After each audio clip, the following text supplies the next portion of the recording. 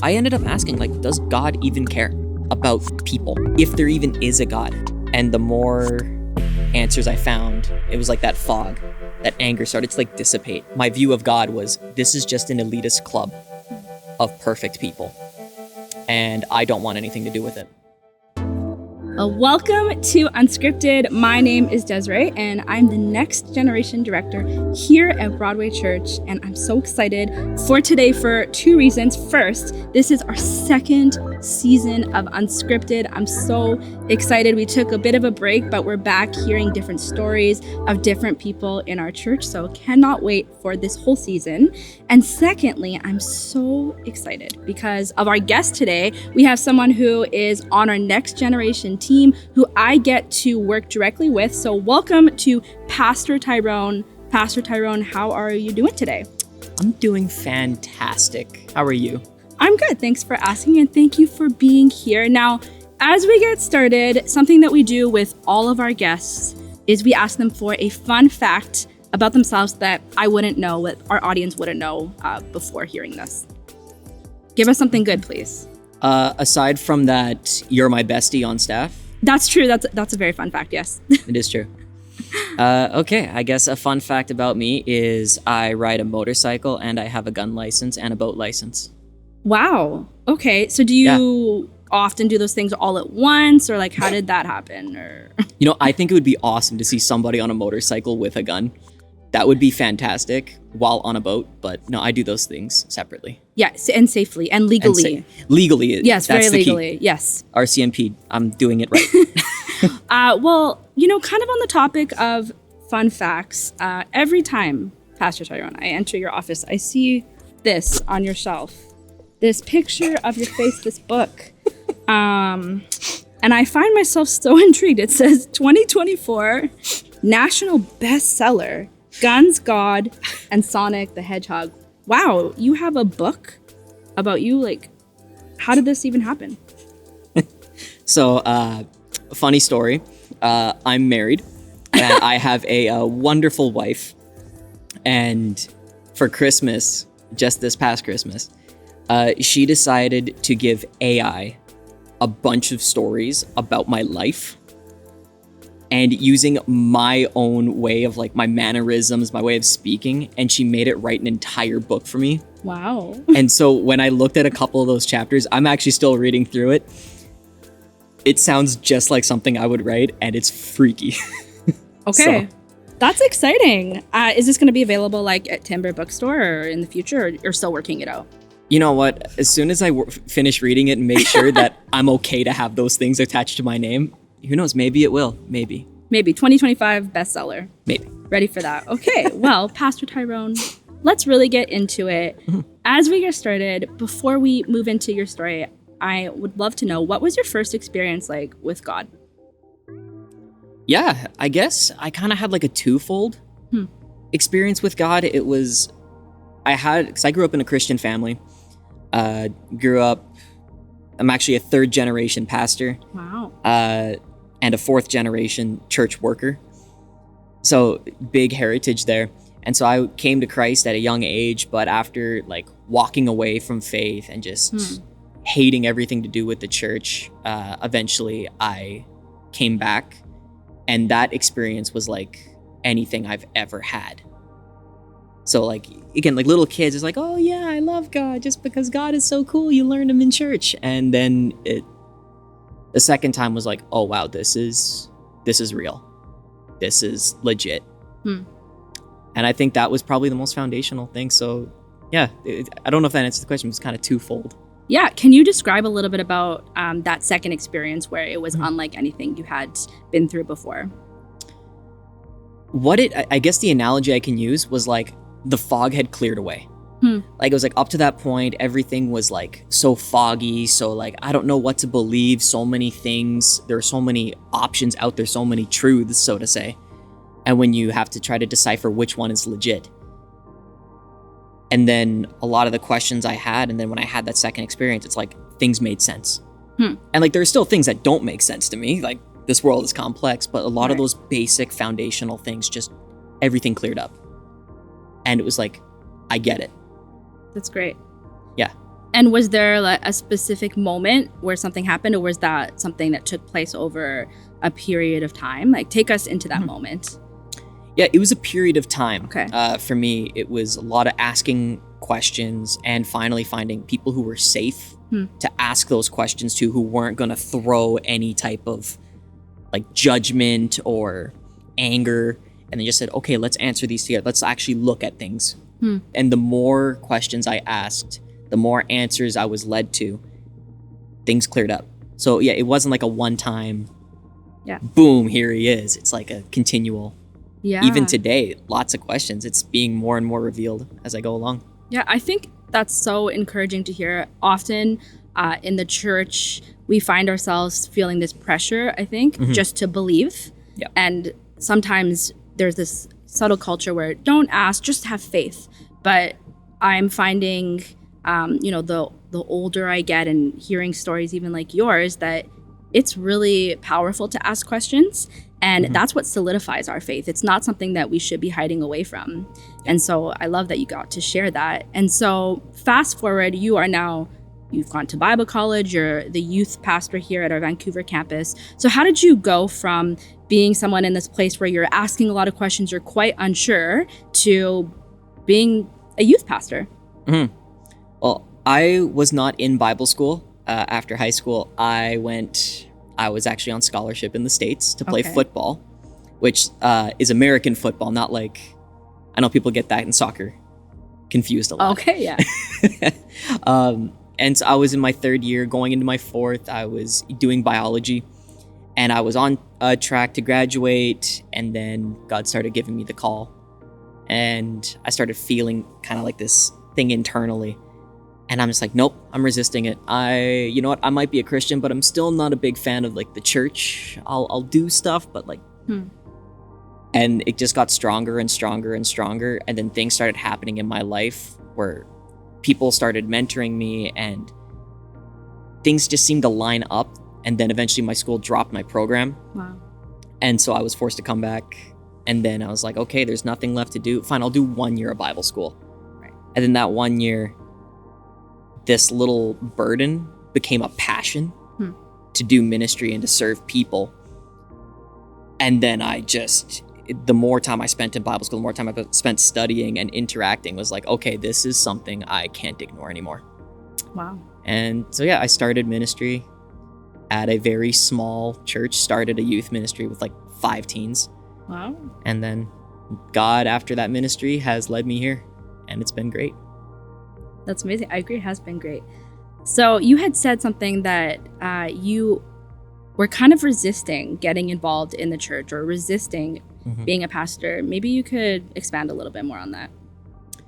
Yeah. So when I was growing up, I grew up a pastor's kid and a pastor's grandkid as well.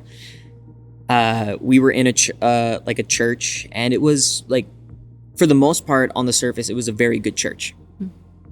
They were trying, at least like in name, like they were seeking after the Lord. They had the programs, but underneath the surface, there was a lot of hurt and brokenness that I think was unaddressed. And when a lot of hurts don't get healed, it gets put onto other people. So as a pastor's kid, you were not treated like a typical kid. You had unreal expectations, at least for me there. So things ended up happening at this church. Leaders began to get really abusive whenever I would try to make some type of edgy joke. And there were some times where law had to get involved. There was a couple times I was almost like completely choked out in halls because I had made a joke that's not church appropriate. So in essence, there was like a bit of stuff there that like I wasn't allowed to be a kid. They were expecting you, again, as you're saying, like church, we have this, I have to be perfect. I have to have it all together. And so that kind of instance there, when the abuse went on for multiple years, but at the same time, there was like this threat of like, oh, you can't bring this to the church public because your parents will get the flack for it. And do you really want that on your parents? So you can imagine what that would do to almost any child. Yeah. And from there, I completely walked away from faith. just hated anything to do with God, especially with the church. It's just like, no, they're just a bunch of hypocrites. They just absolutely suck. And I was enrolled in a Christian school at the time, but my denominational faith was different than everyone else's. And so even teachers picked on me for that. And I'm here thinking, like, I thought as Christians we're all on the same team, like we're supposed to be. And at least in that moment, it wasn't. So when my view of God was, this is just an elitist club of perfect people. And I don't want anything to do with it. Yeah, it got me into, so when I eventually went to a public school, I got involved with some really bad crowds, a lot of gang involvement. Although I never formally joined one, but I would be hanging out with people, getting into fights like every day. It just felt like there was a lot of anger that just welled up. And remember how I was saying, when hurt goes unaddressed. Yeah. And before I knew it, that same hurt that was put onto me, I never addressed it. I just hated anything to do with God and the church. And I began taking it out on everything around me. Yeah. And this feeling of just like anger, it just never satisfied. Because it's like, you get into a fight, you hurt someone pretty bad, and you're standing there. They've submitted, and you're like, why do I not feel like I've proven myself, like I'm stronger than them, but why is there this empty feeling? Yeah. This anger didn't go. Wow. And over time, so I lived with my grandparents most of my life, and my grandfather, he was one of the very few people in my life who I was still open to, even with like this bad period I was going through. And one day he busted me out of school. It was grade 11. He took me out to KFC, which, like, I'm not advocating for skipping school for KFC, but it changed my life. So he took me out to KFC and he sat me down and he just knew something was just wrong. And he was kind of letting it go for a while, but eventually just like, what's going on? Like, I noticed something is not right. And I ended up breaking down, just letting everything out, just like the anger, the frustration. And as he kept asking questions and just hearing this, like my story and what I've been going through, it went back to, the source of this came from a church, which is a tragedy to hear. Yeah. That a church would cause someone to go to gang life. Like, are you serious? And so eventually he wanted to ask me, he's like, what could you do? Like, what can you ask? So he probed me on asking questions about what I believed, what morals were, and everything. And eventually when I found out that I had this safe space to actually ask questions, that there was this person who wasn't going to judge me for once for asking something unchurch-like, not just believing it. I asked them one by one, and some were kind of skewed against God, which I looked back at it now and I'm like, that's not fair. But to me, it was where I was at the time. Yeah. And we walked through it together. We answered question after question. And the more I started asking questions, I began reading my Bible again for the first time, like almost ever. I even looked at other religions to see if, like, is there, like, I think there's a God, but like, is one of the other religions more likely than this Christian one? Yeah. And the more I studied, the more I looked at things, I just saw that there was a consistency to Christianity. And the more answers I found, it was like that fog, that anger started to like dissipate. Wow. And I began to realize that God wasn't an elitist, like he didn't care about this elitist club. But my eyes were open and I realized that God was all around me the whole time. Wow. And I just never noticed it because of the anger I had. And then seeing all of that get revealed changed my life completely. And I wouldn't have gone the route I have I probably wouldn't have left the life I had, which was already hard to leave your friends when all your friends are like in gang life. Yeah. But leaving that behind, and I look at that and I go, man, one guy, one human managed to change that. Wow. Crazy. Yeah. That's really crazy. Thank you so much for sharing that. It's so interesting to me because I work with Pastor Tyrone, and I have genuinely, I'm not just saying this, never met someone who is the opposite of angry, like so kind, so patient, so loving, even in the worst of situations. I find that your response is just grace. And so it's so encouraging and challenging to hear some of your story that anger used to be this thing that you were really struggling with, and to see you now and to see how far God has brought you, it's really quite encouraging. And I know that even for myself, that being angry, I think there's there's probably much more, but in the church, even for myself, there's many things, but that we'll just focus on that people can be angry about, and it's being angry at God and being angry at Christians, and kind of tying that in with God and him being okay with that. So at first I'm wondering, how did you separate the way that people were treating you from God and the way that he treats you? Because I think that's something that can be quite confusing sometimes. When we get hurt by Christians, God gets the blame. So what would you say, how did that go for you? Like, how did you separate that? Yeah, I was angry at God for a bit, but I think the real part that led to danger was that I ended up feeling nothing for God, which I think feeling angry at God is actually still a good thing because you're still focused on God. Yeah. The moment you just it can start with anger, but the moment you feel nothing for God, I think that's where it's really dangerous. And that's where I fell into a lot of that pit of anger. Yeah. But when I was asking questions, I ended up asking, does God even care about people? If there even is a God? And he ended up asking me, he said, would you mind actually reading a couple stories with me?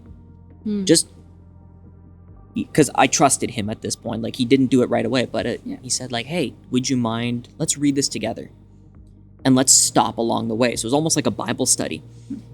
And I began seeing a theme that it was actually the elitists who hated God. In you look through the Gospels, these Pharisees, they were the elite. They hated Jesus. They hated him. And Jesus was always after the ones who were the outsiders, the ones who were lost, the ones who were hurt. And that's who he spent his whole ministry aiming for. So what I learned, at least from that point, is if there is a God, at least from the Christian view of it, from the book side, if there is a God, he cares. Yeah. And what these people are doing is not who God is.